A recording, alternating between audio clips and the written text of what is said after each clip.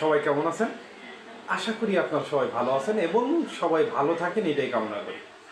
প্রতিদিনের মতো আজকে আমরা নতুন একটি টপিক নিয়ে আলোচনা করব।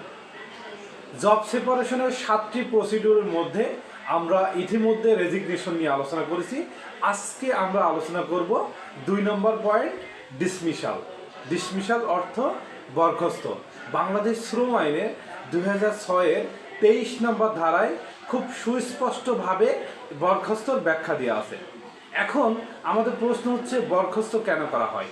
বরখাস্ত তখন করা হয় অসদাচরণের কারণে মালিক কর্তৃক শ্রমিকের চাকরির অবসান।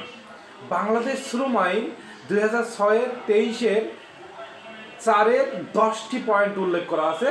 অসদাচরণের 10টি পয়েন্ট উল্লেখ করা আছে। এই 10টি পয়েন্টের কারণে চাকরিচ্যুত হয়, যেটাকে বলা হয় ডিসমিসাল।